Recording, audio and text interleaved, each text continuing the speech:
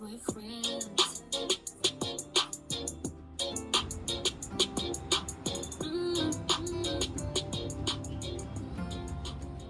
Good morning. Today is Tuesday, October the 7th.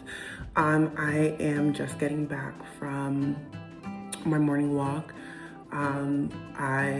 This video or this segment of the episode in general will be short just because I don't think I'm doing much today, honestly.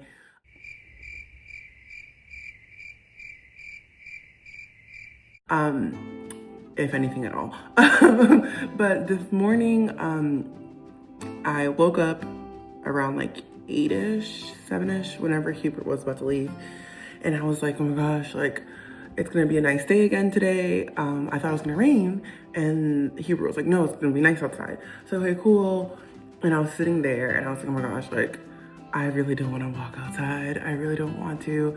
And I was considering just doing some Grow with Joe on YouTube, like exercise at home, do some I've taken some mat Pilates classes, and I also have a mat at home. So I could just do that and do the like steps. And I literally was like, no, I'm gonna get up and I'm gonna go because I was reminded of the fact that like these days, especially getting days like this, which is nice. I mean, I live in Maryland, so the weather stays nice for a little bit longer, but it does rain a lot here. So I was like, I need to get in the sun and the walks and all the fresh air and seeing the neighborhood and doing all the things while I can. And I wanted to take advantage of what I have and reserve those like stay in and work out at home days, or even stay in and not work out at all. Reserve those days when I'm actually feeling like meh. And right now I wasn't feeling meh, but I didn't get out as fast or as early as I usually do, but I still did get out. So I just came back from an hour walk. I think I have like a clip or something of me walking around the park. It's just always nice to be outdoors. Like, it's honestly beautiful weather. So the things that I am grateful for today is that I think the one thing is just the inner strength or that inner push that I have, or that I have in me to get up and do things, especially sometimes when it's easy for me just to stay inside and feel, I don't want to say depressed, but just get in my feelings. And I really feel like walking outside and being outdoors with nature, that is, I think I mentioned in a previous video, that is kind of like how I ground myself and how I find peace and solitude for myself. So I'm happy and I'm grateful that I prioritize doing that even when I really didn't feel like it. And it's no shame, because sometimes I don't feel like it and I don't do it, and I listen to myself and I really just don't do it. But I'm glad today I was like, you know what, like, you could just walk out for like 15 minutes. And that was the original plan. I was like, I'm just gonna go outside, it's a nice day, let me just walk around the block, 10 minutes, 15 minutes. And I ended up being like, you know what, I can keep going. So I ended up going all the way to Patterson and doing my little loop-de-loop. I was gonna wash my hair, but I really don't feel like it, so I'm not going to. Next week, we're supposed to be going to Phoenix for a birthday trip. So like, I might not do the daily posting. I might just do like one big post of a recap of that trip. But I brought that up because of the fact that since I had that trip next week, I'm gonna try to do pipe cleaner curls on my hair myself.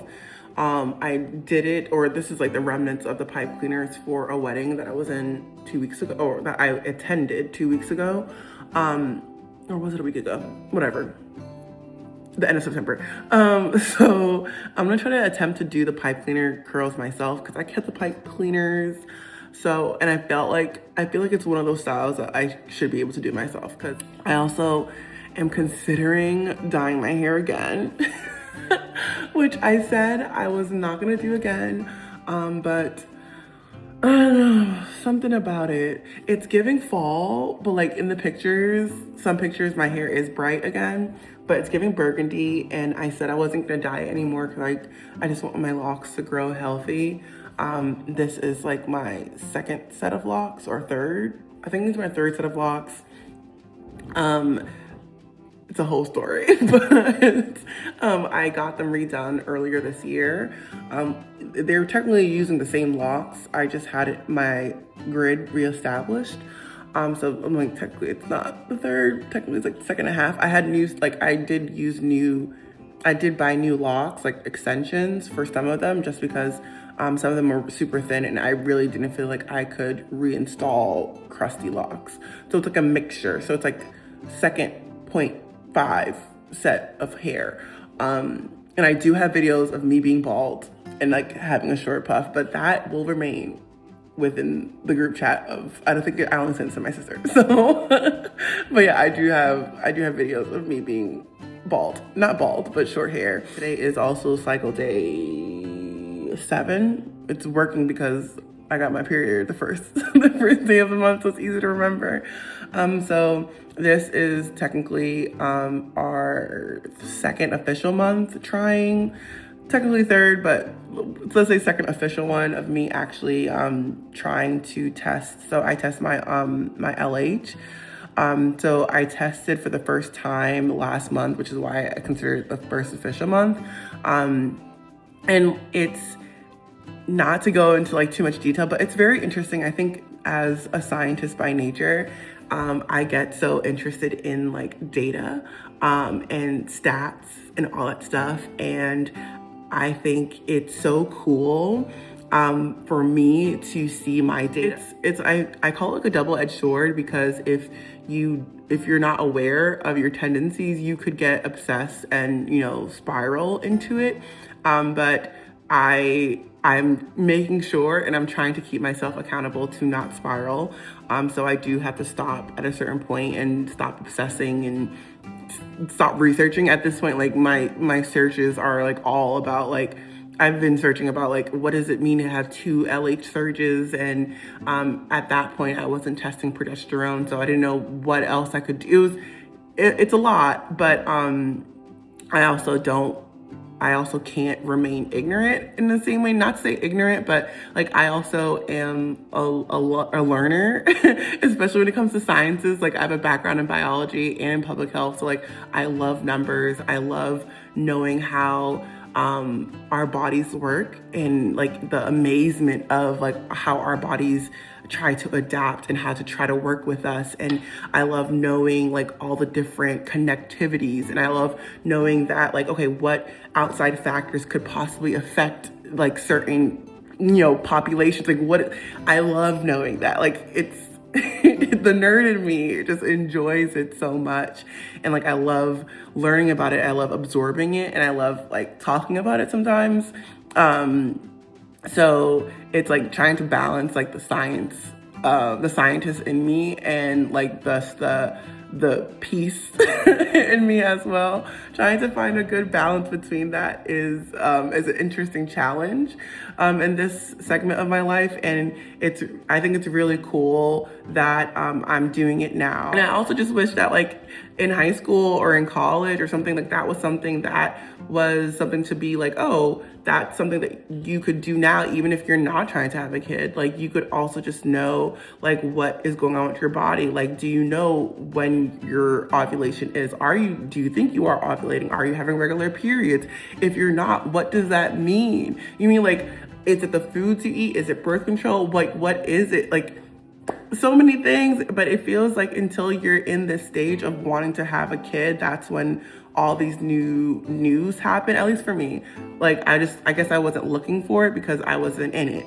So none of that in it, I'm like, man, I wish like this was just a common thing. Hope, and I wish that, you know, moving forward, especially with me, I know with my family, a big thing that me and my sister do is that we have a shared note with all of our family medical history. Just because like sometimes I feel like it's like dealing with this certain level of shame of wanting to share of what's going on. I don't know whether it's shame, whether it's thinking that like saying things out loud like puts it on your life. I don't know where it comes from, whether it's a religious thing or a cultural thing of just not sharing and not explaining or not talking about it. But I want it to stop here. Well, it's going to stop here. So a big thing that me and my sister are doing is making sure that we're recording everything.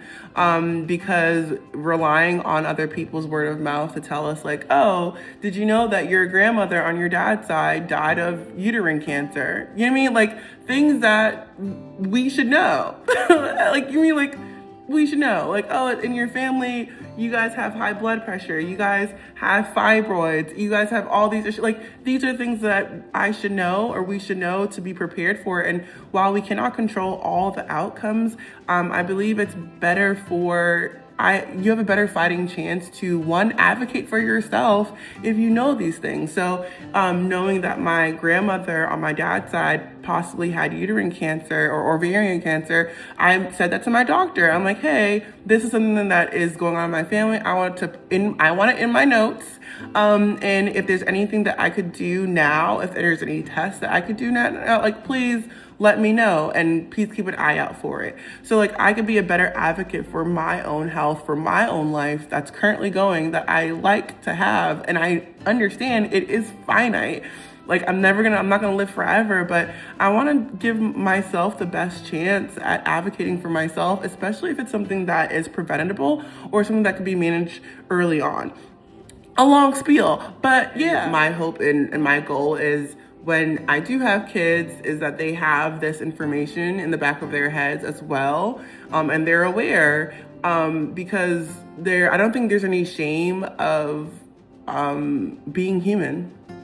I feel like there's power in knowledge, and there's power in speaking up. You know, like sometimes you won't get help unless you say something, and you won't be able to potentially help someone else if you don't speak up about it, if you don't say anything about it, and if you don't advocate for yourself. I'm so big on advocacy. Like advocacy is so important, because sometimes like you don't know what you're fighting against, and sometimes people don't care.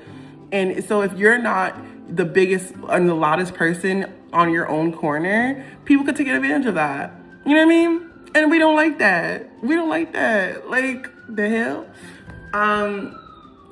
Sorry, this is the longest spiel. It's gonna be a long video just because of this talk, but that's it for me. I'm gonna go eat my breakfast. Well, yeah, I'm gonna go eat my breakfast. I'm gonna have saswa, and then I'm probably gonna have a smoothie and then spaghetti later. But that's it. I hope you guys enjoyed this video. It was a very just talking video, but I hope something resonated with you guys. And don't be afraid to share and speak up. Definitely find safe spaces.